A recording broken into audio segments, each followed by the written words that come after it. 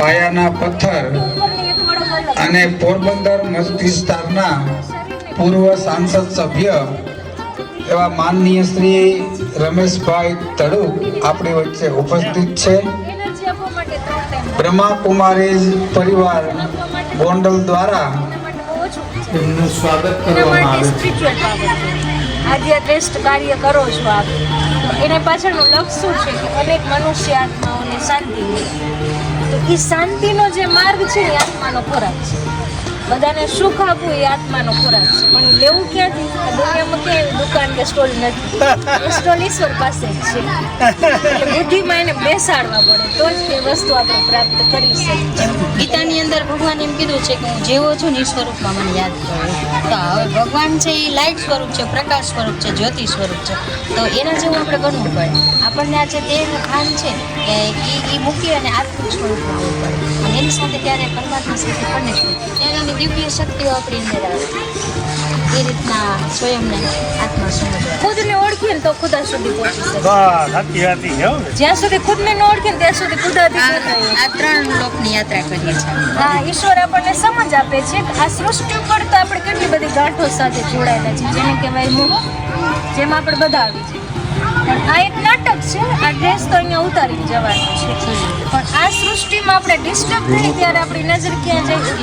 ઉપરવાળા યાદ કરે કે એ ઉપરવાળા તું મને બચાવ, છોડાવ. તો એનો અર્થ કે આપણે ક્યારેક અનુભવ કર્યો છે ઉપરના ઘરમાં, આપણને યાદ છે, પણ અહીંયા આવીને કનેક્શન લૂઝ થઈ ગયું એટલે ભૂલી ગયું. એટલે ઈશ્વર છે એ વાયદા અનુસાર, ગીતામાં કરેલા વાયદા અનુસાર આવે છે અને એમનો પરિચય આપે છે કે હું તમારો માતા પિતા છું, જે તમે મને યાદ કરતા હતા, અને હું તમને મારી શક્તિનો વર્ષો આપવા માટે આવ્યો છું. તો તમારા બધાનું ઘર છે આ પરમધામ. જેને કોઈ આત્મા હોય ને આપણે ત્યાં જવાનું છે નિરાકારી દુનિયા. એટલે આખું વિશ્વ આપણું ફેમિલી જ છે. આપણા માટે કોઈ પરાયા છે જ નહીં. વિશ્વ આપણા બધાના પિતા એ છે. ત્યાંથી આપણી આત્મા નીચે આવે પાછું જન્મ. એટલે પરમાત્માનું કાર્ય છે કે અનેક અધર્મનો વિનાશ કરી એક સત ધર્મની સ્થાપના કરી. જ્યાં ભારત રામ રાજ્ય હતું, આદિ સનાતન ધર્મ એ બનાવ. પણ એ રામ રાજ્ય લાવવા માટે આપણે બધાએ પહેલા બનવું પડશે. એવા સત્કર્મો કરવા પડે, અને એ પરમાત્મા સાથે જોડાયા વગર થઈ શકે નહીં. આ પરમાત્મા છે. પરમાત્માનું કર્તવ્ય શું? આપણે ઘણી વખત એના કર્તવ્યથી થોડાક દૂર હોય એટલે આપણને નોલેજ નથી હોતું. પણ ભગવાન છે એ દુઃખ નથી આપતા, હંમેશા સુખ આપે છે. એટલે દુઃખ કરતા સુખ કરતા છે. ઈશ્વરનું કર્તવ્ય શું? તો કે આપણે મનુષ્ય આત્માઓ છીએ, મનુષ્યમાંથી દેવ આત્મા બનાવવા એ પરમાત્માનું કર્તવ્ય છે. આ જીવન છે એ બંધનવાળું છે. બંધનમાંથી મુક્તિ આપવી, જીવન મુક્તિ આપવી એ ઈશ્વરનું કર્તવ્ય છે. એટલે અહીંયા ઈશ્વરના અમુક ગુણોની મહિમા બતાવેલી છે. બાકી ઈશ્વર તો સાગર છે. એટલે ઈશ્વરનું જે કર્તવ્ય છે ને એની મહિમા જ આપણે બધા ગાઈએ છીએ. અને આ છે પરમાત્મા દ્વારા પ્રાપ્ત થતી અષ્ટ શક્તિઓ. રાજયોગ ધ્યાનથી આપણા જીવનમાં અષ્ટ શક્તિની પ્રાપ્તિ થઈ. આજે જીવનમાં સહન કરવું એ બધા માટે અઘરો વિષય બની ગયો છે, પણ પરમાત્માની શક્તિથી સહન શક્તિ આવે છે, ક્ષમા ભોગવાની શક્તિ આવે છે, નિર્ણય લેવાની શક્તિ પાવરફુલ બને છે. આપણો બુદ્ધિનો પાવર છે એ ડિસિઝન પાવર જેને કહે ને એ એકદમ ઓકે બને, જેનાથી જીવનમાં દરેક કાર્ય છે એ ઇઝીલી આપણે કરી શકીએ. એક લોકોને ઓળખીને આ જીવન જીવવું એ આવી અષ્ટ શક્તિની પ્રાપ્તિ છે એ રાજયોગ મેડિટેશન ધ્યાનથી પ્રાપ્ત થાય છે. ભગવાને ગીતાજીમાં શક્તિનું ધ્યાન કરી એટલે આ બધી શક્તિ આપણે અંદર આવે છે. અષ્ટ શક્તિ જે ગીતામાં વર્ણિત રાજયોગ છે ને કે જે ખાસ વિદેશથી લોકો ભારતમાં શીખવા આવે છે. તો આપણે ભારતવાસીઓ છીએ કે ભગવાનની અવતરણ ભૂમિ ઉપર આપણે બધા નિવાસ કરીએ છીએ. એટલે આ મેડિટેશન કોર્સ કે જે બ્રહ્માકુમારી વિશ્વવિદ્યાલયનો મુખ્ય વિષય છે કે ધ્યાન દ્વારા ઈશ્વરની શક્તિઓની પ્રાપ્તિ કેવી રીતે કરે, મેડિટેશન ધ્યાન. અને અહીંયા ઈશ્વરનો ટપાલ પત્ર છે કે ભગવાન આપણને મેસેજ આપવા માંગે છે. એક ખેંચો એમાં ટપાલ. હો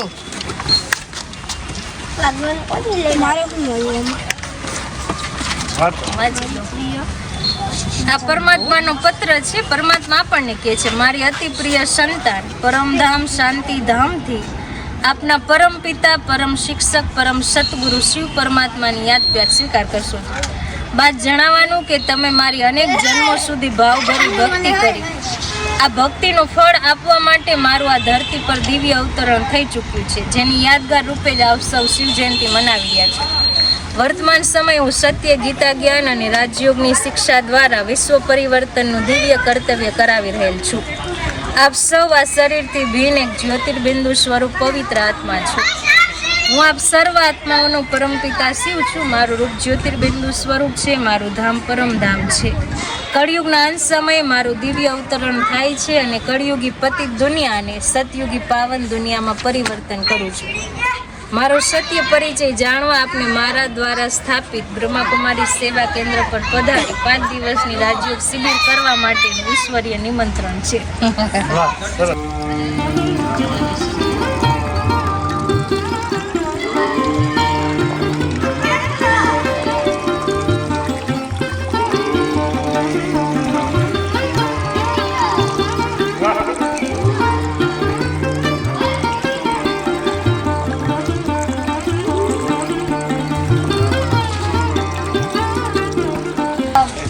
ઓમકારેશ્વર દર્શન પાછળ જનતાને જે ભક્તિ કરે છે, જેમને ધર્મ પ્રત્યે પ્રેમ છે, જેમનું જીવન આધ્યાત્મિક છે, તો એ પરમાત્માની શક્તિઓને ઓળખે, પરમાત્માને ઓળખે અને એના જીવનમાં પરમાત્માની શક્તિઓને અપનાવે. કે જે આજના સમયની માંગ છે, મન શાંત રાખવું, જીવનમાં સુખની પ્રાપ્તિ કરવી. ભૌતિક રીતે તો આજે દુનિયામાં મોસ્ટ ઓફ કેપેબલ છે, પણ મેન્ટલી જે હેલ્થ કહીએ ને એ બધાની ડાઉન છે. ભારતમાં 4 વ્યક્તિ 1 વ્યક્તિ મેન્ટલી હેલ્થનો ઇસ્યુમાં છે, કે જેને ઊંઘની ગોળી લેવા છતાંય ઊંઘ નથી આવતી. તો અમારો ખાસ એ જ હેતુ છે કે બધા પોતાની મેન્ટલી હેલ્થને ક્યોર કરે, અને આ માધ્યમથી અમે એક મેસેજ આપી શકીએ કે આપ આપના જીવનમાં રાજયોગ મેડિટેશન અપનાવો તો જીવનમાં સર્વ સુખોનો આનંદ લઈ શકશો. નહીંતર સાધન છે પણ એ સાધનોનું સુખ નથી લઈ શકતા. તો પરમાત્માની શક્તિથી જ આ દિવ્યતા આપણા જીવનમાં પ્રાપ્ત થઈ શકે.